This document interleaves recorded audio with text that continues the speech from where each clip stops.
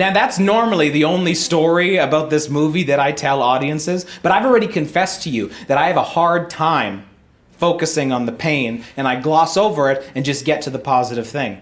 So tonight, in the spirit of self-improvement, I'm going to focus on the pain with you.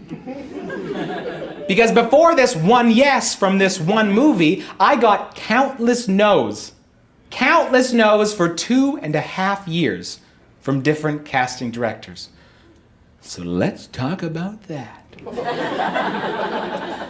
It all started one day when my manager reached out to me, and yes, I do have a manager. It just happened organically. I just reached that place in my career where I realized I was making approximately 15% too much money. So,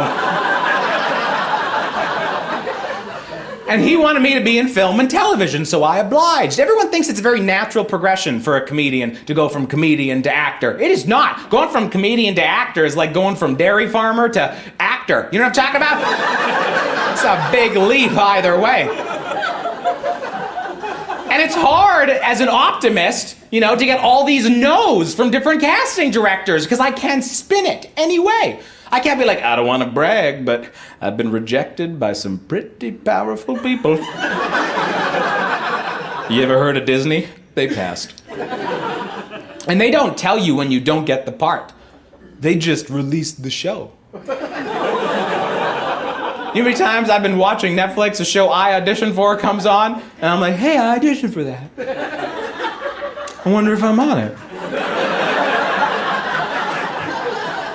20 minutes later, my wife's rubbing my back. I'm like, maybe I come on at the end. I still have Netflix too, but now Netflix is just a subscription service to my broken dreams. Some of these failed auditions weren't even my fault. I should never have been put up for them in the first place. Like the very first audition I ever did was for a Netflix crime drama called 7 Seconds, which in hindsight is funny because that's about how long my acting career lasted.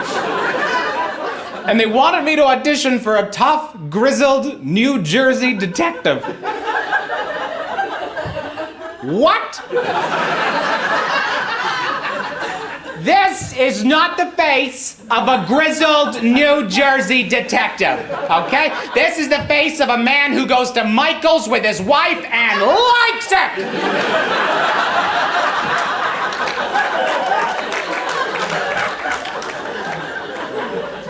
Eventually, my agents were like, come on, Matt, you gotta move to LA where the action's happening. And I didn't want to leave. I didn't want to move away from Canada. And they're like, come on, you gotta want it more than the next guy. I'm like, I've met the next guy. He wants it more than I do.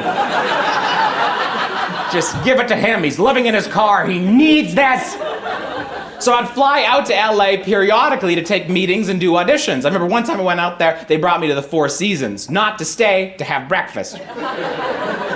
And Brad Pitt was gonna be there later that day. There were pictures of Brad everywhere, paparazzi lined up, big old red carpet, and in all sincerity, my agents looked at all that stuff, then they looked at me and they went, next year, that's gonna be you. Ha! Prove them wrong.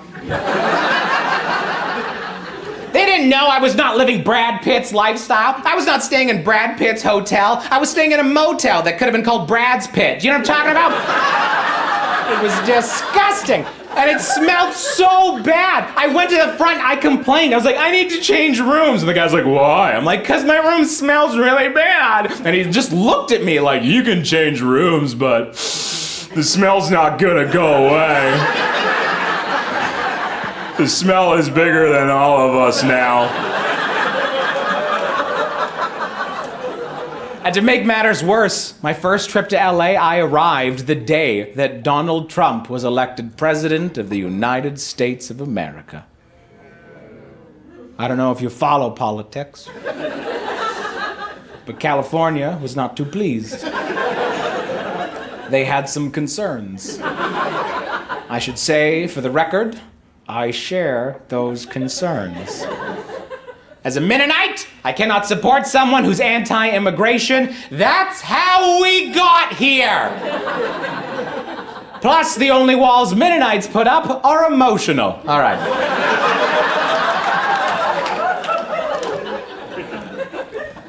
I had some horrible auditions when I was out there. I remember the worst one I ever had was for the show. Oh, I almost said what it was, too. I legally can't. I signed a whole non-disclosure thing, and I can give you a hint what show it was. It's a very popular country music show named after a very popular country music city. It's Nashville. Nashville. Did you guys hear that? Just Nashville for the album. I just wanted the album to get it. Nashville. And I went in there. It was so bad. I didn't even watch Nashville on like Netflix or anything beforehand. I didn't even prepare. I read my lines like twice. When I went in for the audition, I was still reading the lines on the paper. The guy was like, "Why aren't you looking at me?" I'm like, "I didn't know I was supposed to be looking at you. Don't tell my agents, but I don't deserve to be here." They told me to prepare a song because it's a musical show, so I prepared a song. I prepared the song from Hercules. The one where the goat sings to Hercules. You know what I'm talking about? I've given up hope that someone would come along, a fellow who'd ring the bell for once, not the gong. You know, some country western. And they say the biggest fear of every artistic person is that one day the world's going to discover that you're a fraud. I can tell you from experience, it's not so bad. And after 2.5 years of failed auditions, they dropped me. Well, not technically. They put me on what they called the back burner. I think that is a poor choice of words, because I own a back burner, and it is still used occasionally. I would still return my back burner's emails if my back burner had a computer. Hey man, how you doing? Hey, pretty good, back burner. How you doing? Pretty good. Just want to let you know I got some soup on here for you. Sweet, what kind of soup? Just some tomato soup. Oh, I love tomato soup. Put some grilled cheese in there, maybe some peppers, the best. Yeah, I love tomato soup too. LOL, LOL, LOL, LOL. I love you. Oh, I didn't mean to say I love you. Whoops. Oh, that's weird. I think my back burner might have feelings for me. Because we're recording this, I want to state for the record that I have no ill will towards my agents. They're great men. And I say that because it's true, and also just in case they want to take me back. I am ready, I am willing. I'll be staying at a nice motel in LA. Just follow the smell.